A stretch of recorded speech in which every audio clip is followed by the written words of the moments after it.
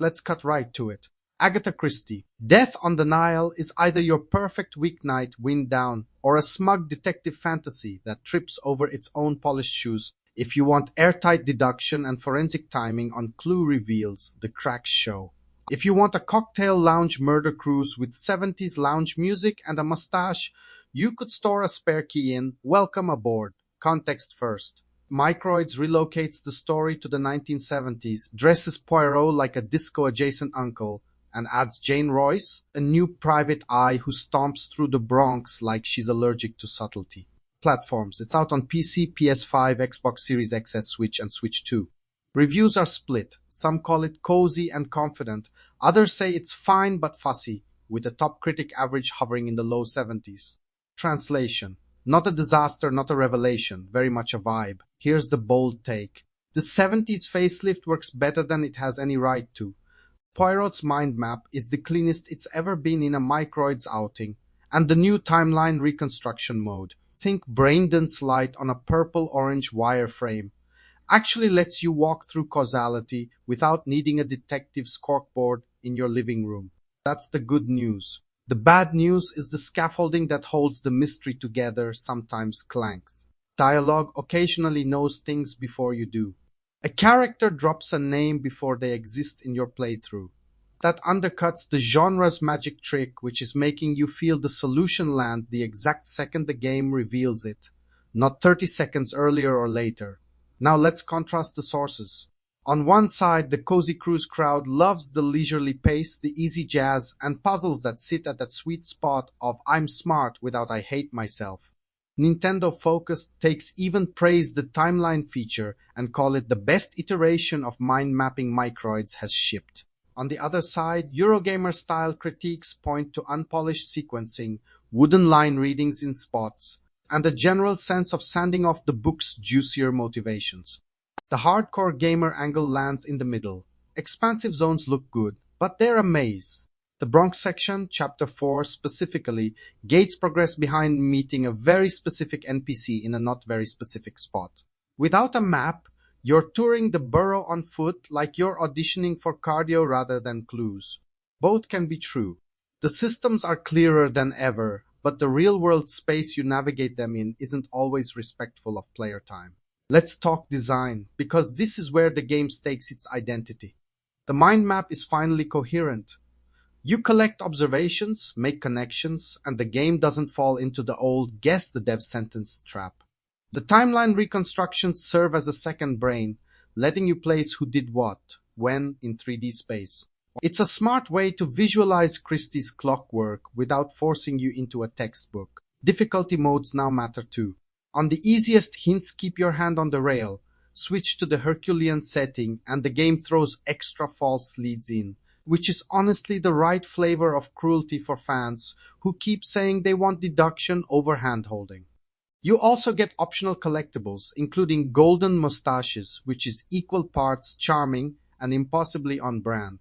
Jane Royce, though, that's the swing. She's a grittier foil with stealth, eavesdropping, and outcome-tilting choices. On paper, it's a clever counterpoint to Poirot's fussy precision. In practice, the tonal split is real. 1 minute you're sipping wine on the Karnak and having civilized mind games. The next you're dodging trouble in the Bronx with prog rock telling you to run faster. Add in the occasional, why am I stealthing in a Poirot game moment, and the seam is visible. That seam isn't fatal, but it keeps the game from feeling like one elegant ribbon. Quick spoiler in 3, 2, 1. The setup follows the classic beats. Lynette marries her friend's boyfriend, the scorned ex shows up on the honeymoon cruise, and grievances turn fatal on the Nile. The reimagining layers in the 70s social textures, and Jane's parallel case, which intersects later. End of spoiler, you can exhale. Performance and presentation deserve a word. Environments, surprisingly handsome. 70s interiors do heavy lifting, egg chairs, earth tones, sunshine on water. Character animation? A bit marionette at times, which reads as cozy AA more than cheap, but it still gums up dramatic scenes. Voice work ranges from charming to local theater matinee, depending on the scene. This won't sink the ship if you're here for the mood, but if you're looking for pristine immersion, you'll notice the splinters. Here's the meta mystery. Who is this for? If you want a remake that reenacts every moral dagger from the book, the choices here will feel declawed. Microids keeps things accessible, sanding off some of the messier human edges Christie's are famous for. If you want a playable Sunday mystery, this is that. It even gives you quality of life touches, chapter replays for collectibles, multiple save slots, autosave, alongside quirks like shared profile data behaving weirdly when you start a new game. None of that is catastrophic, but it adds up to double check your save's energy. Now the rebuttal to the rebuttal. Yes, the clue sequencing hiccups matter in a detective game. They tug at the illusion. But the structural improvements, clearer logic networks, readable reconstructions, optional difficulty spice, do real work to make it the fantasy of deduction accessible without dumbing it down. The 70s shift isn't just cosmetic. It lets the soundtrack, fashion, and tech shape the mystery beats, and it differentiates this adaptation from the pile of faithful retreads. The game is confident enough to be mellow, and that counts. Here's your payoff insight.